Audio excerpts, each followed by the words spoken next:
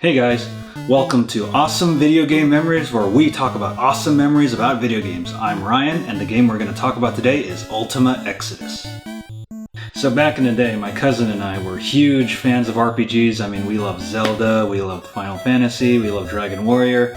So one day my cousin rents this game and tells me to come over because, you know, this is a game where you get to make your own party, you get to make your own class, and it's really cool. And the first thing we realized when we played this game was, what are we supposed to do? So the very first thing that really stuck out to me in this game was the music. So I think when Pony Canyon made the decision to port the PC game to the NES, they decided to change the music, and it really has this kind of Jrpg type vibe to it. I mean, probably my favorite tune is probably the battle theme. I mean, like, my cousin and I just love the battle theme so much, we would kind of hum it for days. Yeah, so in playing this game, me and my cousin had no idea what to do. We kind of just went everywhere. We went to towns, we talked to people, we went into dungeons, which are three-dimensional, and we had no idea how to navigate them or what to even find in them. So I think the very furthest that we got was we were able to raise our experience to level 5, then we got the ship. Then we went to Ambrosia, where you can actually raise your stats past the base level, and that was kind of it. Yeah, so pretty much the last time we really played the game was in grade school, and my cousin and I didn't really pick up the game again until we were both in college. And by that time, we had RPGclassics.com and GameFAQs to help us. And we decided to play the game on an emulator because it was a lot easier to use save states, especially in the dungeons, where you can use the crystals to view the map of the dungeon, and then you can just reload the state and know where to go, because crystals in the game cost a lot of money.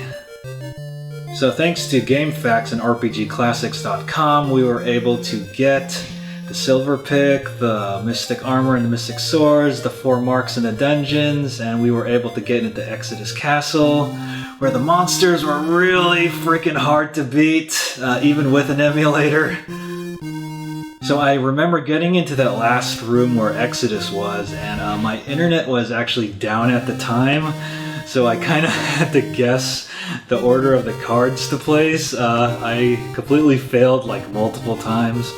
But I was able to use save states in order to finally guess the right ones. So yeah, I was pretty happy to finally beat the game after all those years, but the ending was definitely not worth it, because for such a really long and complicated game, we could have gotten a better ending. I've never played the original PC version, so I don't have anything to compare it to. Yeah, so I have pretty fond memories of this game, even though there was a lot lost in the PC to NES translation, and I never really played the PC version at all. I just like it because, it had great music, it had a pretty decent story, especially if you read the manual.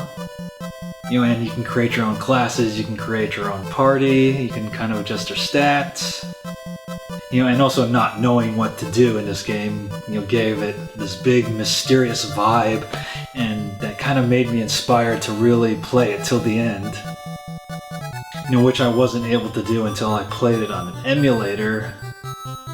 Yeah, I admit I probably won't beat it on an actual cartridge, because it's probably a lot easier to use an emulator with save states, especially in those really complicated 3D dungeons.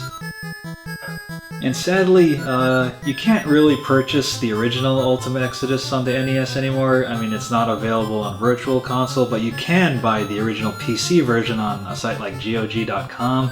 I actually purchased it, and it's actually a lot different than the NES version. So that concludes this episode of Awesome Video Game Memories, and if you have any memories about this game, make sure to post them in the comments below.